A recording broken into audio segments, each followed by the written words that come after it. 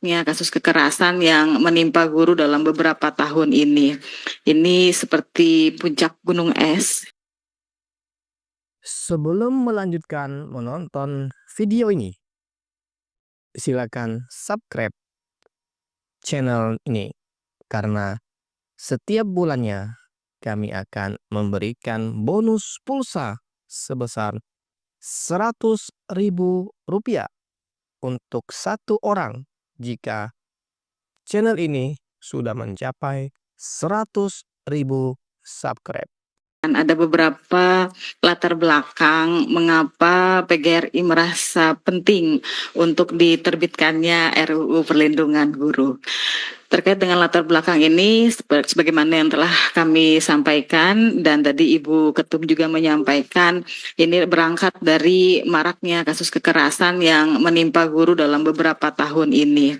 Ini seperti puncak gunung es, pimpinan yang kami hormati, jadi kemungkinan yang muncul selama ini baru di permukaan gitu ya, tapi sebenarnya kami meyakini bahwa selama ini telah terjadi beberapa kejadian terkait dengan kekerasan yang menimpa guru di beberapa di daerah di seluruh Indonesia. Kemudian juga kami melihat bahwa kondisi perlindungan terhadap guru selama ini kian memprihatinkan. Ini juga menyangkut adanya ketentuan peraturan perundang-undangan yang ada saat ini seakan tumpul, dan kami melihat ini tidak memadai dalam memberikan perlindungan terhadap guru selama ini. Kemudian juga kami melihat tidak adanya keseimbangan antara hak anak dan perlindungan bagi guru dalam beberapa penyelesaian perkara kekerasan yang terjadi di dunia pendidikan. Seperti yang disampaikan Ibu Ketum tadi, bahwa ini adalah mandat dari seluruh anggota PGRI di Indonesia yang kemarin sempat dideklarasikan dalam konferensi kerja nasional dan meminta pengurus besar PGRI beserta juga para wakil anggota DPR RI Komisi 10 yang kami muliakan untuk dapat menyusun atau menerbitkan rancangan undang-undang tentang perlindungan guru. Selanjutnya,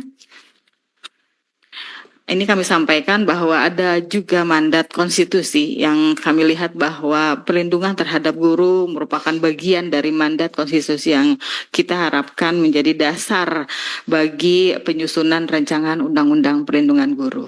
Selanjutnya, ada beberapa potret kekerasan, saya kira pimpinan dan anggota DPR RI yang kami muliakan pada hari ini juga para hadirin juga sering mendengar gitu di beberapa media beberapa kasus kekerasan terhadap guru.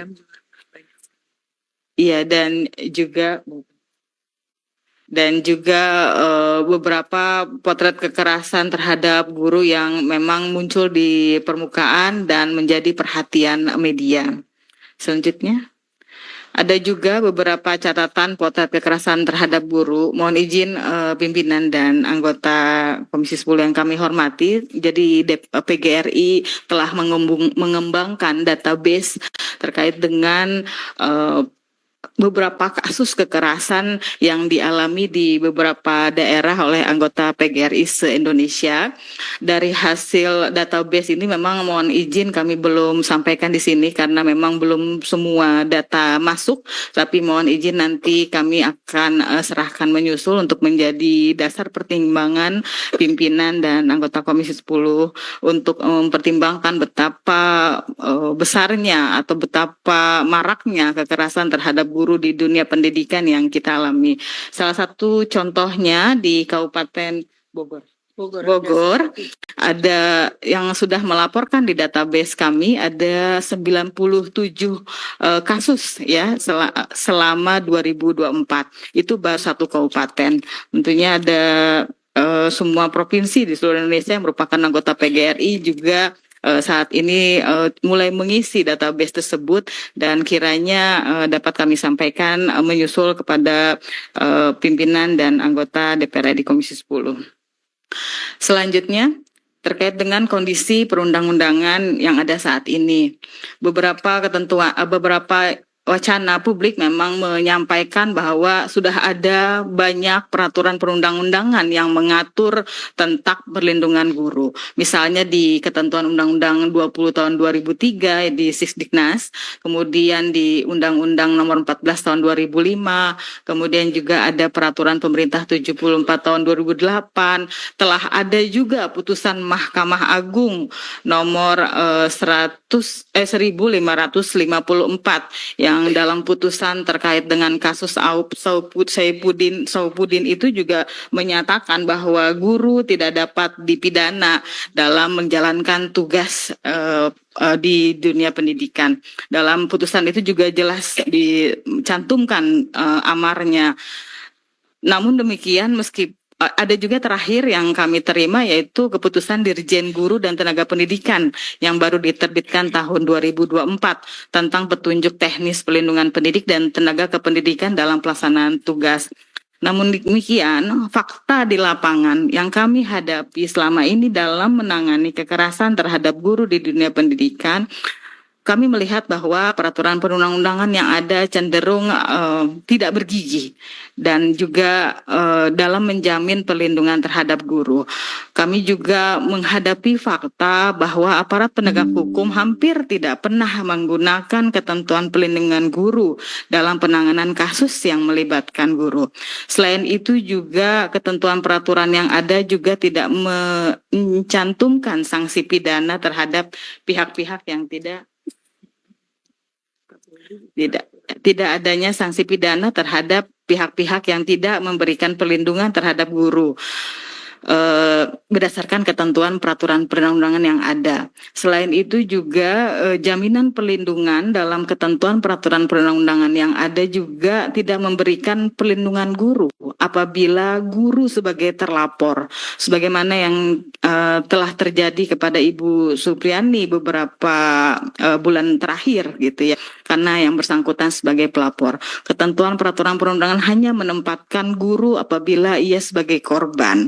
Padahal upaya kriminalisasi telah menempatkan guru seolah-olah sebagai pelaku. Padahal faktanya seperti yang dilakukan, misalnya seperti yang terjadi dalam kasus Ibu Supriani, bahwa ternyata putusan membebaskan dan menyatakan bahwa Ibu Supriani tidak melakukan tindakan kekerasan sebagaimana yang dituduhkan.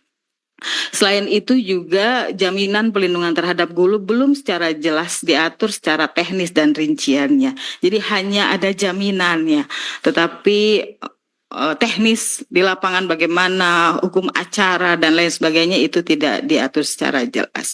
Selain itu tadi juga Ibu Ketum sampaikan bahwa PGRI telah melakukan MOU dengan Mabes Polri terkait dengan penanganan kekerasan terhadap guru, tetapi itu juga seringkali dikalahkan dengan ketentuan undang-undang yang lainnya. Selanjutnya, Bapak dan Ibu pimpinan dan anggota DPR RI Komisi 10 yang kami muliakan, ada beberapa urgensi mengapa RUU Pelindungan Guru ini perlu kami ajukan secara khusus.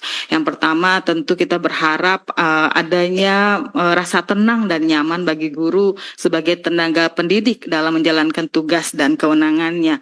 Dengan adanya ancaman, beberapa kekerasan dan laporan dari pihak orang tua murid dan lain sebagainya, itu seringkali membuat guru merasa tidak tenang, merasa ketakutan dalam menjalankan tugas dan kewajibannya. Selain itu juga kita berharap dengan adanya RUU ini tidak adanya lagi kriminalisasi terhadap guru dalam menjalankan tugas dan kewajibannya. Tentu kita tahu bahwa guru ini berfungsi untuk mendidik dan mencerdaskan anak bangsa. Selain itu juga RUU ini juga dimaksudkan untuk menerapkan disiplin positif. Artinya pemberian disiplin itu harus diberikan kepada guru dalam konteks disiplin positif. Sehingga ada beberapa larangan yang kita cantumkan dalam RUU ini untuk tidak dilakukan model disiplin dengan melakukan kekerasan dan tindakan fisik yang tidak dimaksudkan untuk mendidik murid. Kemudian juga RUU ini juga bukan untuk memberikan impunitas terhadap tindakan kekerasan yang dilakukan guru. Selain itu juga RUU kenapa kami ajukan secara khusus karena kita berharap perlindungan guru ini ada keseimbangan penerapan hukum dalam penanganan perkara yang melibatkan guru dalam menjalankan tugas dan kewajibannya. Karena seringkali di lapangan ketentuan pelindungan guru ini dibenturkan dengan ketentuan Undang-Undang Perlindungan Anak yang memang sifatnya lex specialis, yaitu secara khusus.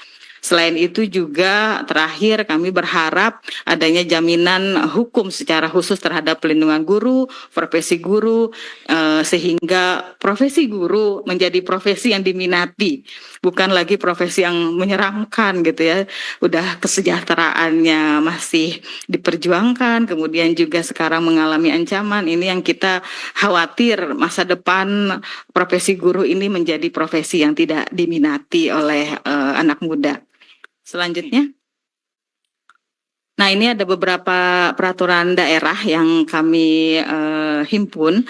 Jadi ketentuan pelindungan guru ini bukan hal yang baru, pimpinan dan anggota yang kami muliakan. Ada beberapa perda yang sudah dilakukan oleh beberapa daerah terkait dengan pelindungan guru. Namun kita tahu ketentuan peraturan perundang-undangan terkait dengan perda tentu tidak memiliki sanksi yang lebih rigid begitu ya terkait dengan pidananya.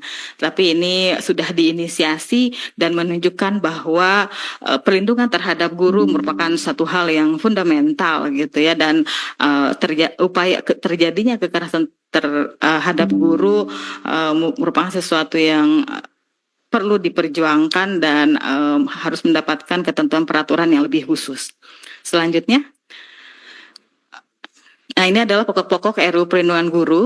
Mohon izin pimpinan dan anggota Komisi 10 yang kami muliakan, ada beberapa poin yang sudah kami ajukan dalam RUU ini, dan kami perlu sampaikan bahwa draft RUU ini adalah masih draft awal dari kami. Kami di PGRI terus-menerus masih melakukan beberapa diskusi-diskusi secara intensif untuk mendapatkan masukan-masukan yang secara substansial dan juga pasal-pasal yang masih memerlukan poin-poin terkait dengan perlindungan guru. Nah, mohon izin nanti kiranya dibutuhkan, tentu kami akan menyampaikan beberapa update ya terkait RUU yang telah kami lakukan dengan berbagai diskusi-diskusi masih sampai sekarang masih dilakukan.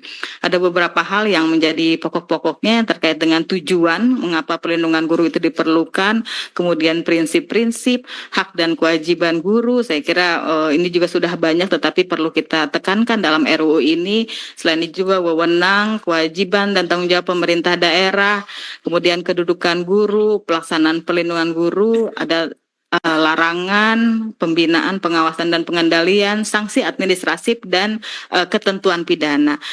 Mohon izin, ini ada satu yang tertinggal sebenarnya dalam ketentuan pembinaan, pengawasan dan pengendalian. Kami masukkan juga ketentuan mengenai Dewan Kehormatan Guru Indonesia. Artinya sebagai profesi tentu guru memiliki kode etik yang diharapkan lebih diunggulkan gitu ya, lebih didahulukan dibanding dengan upaya panggilan atau sebagai terlapor atau upaya penindakan secara hukum.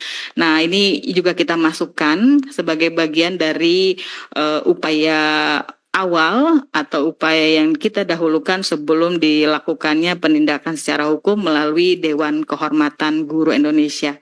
Mengapa kami masukkan kata Dewan Kehormatan Guru Indonesia? Saya kira nanti mungkin akan berkembang jika ingin dimajukan sebagai mahkamah atau kemudian komisi atau dan lain sebagainya.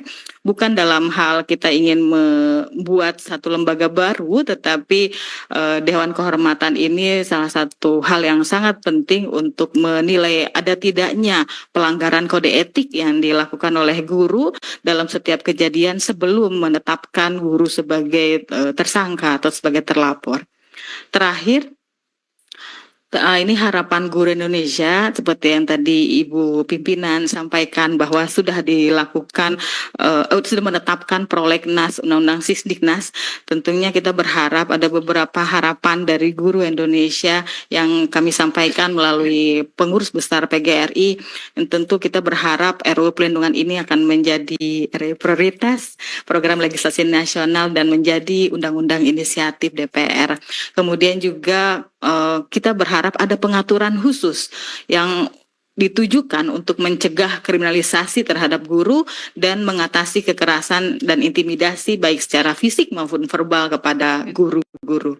Kemudian juga kita berharap dengan adanya RUU ini, guru merasakan kenyamanan, aman, terlindungi dalam menjalankan tugas dan melalui payung hukum yang kuat sehingga tercipta lingkungan pendidikan yang melindungi seluruh warga sekolah di dunia pendidikan, baik guru, siswa maupun orang tua. Kemudian juga kita berharap dengan adanya RUU ini terwujudnya sistem pendidikan nasional yang mampu mencerdaskan kehidupan bangsa, mengembangkan potensi peserta didik, serta menjadi manusia yang beriman, bertakwa, berakhlak mulia, dan tentu juga secara konsisten akan mensejahterakan guru-guru. Ini juga kita berharap adanya RUU ini untuk mencegah intervensi berlebihan dalam dunia pendidikan dan tentu tadi seperti yang kami sampaikan dan kami tekankan sekali lagi bahwa kami berharap guru dapat menjalankan tugasnya tanpa rasa ketakutan, ancaman, kriminalisasi dan kekerasan.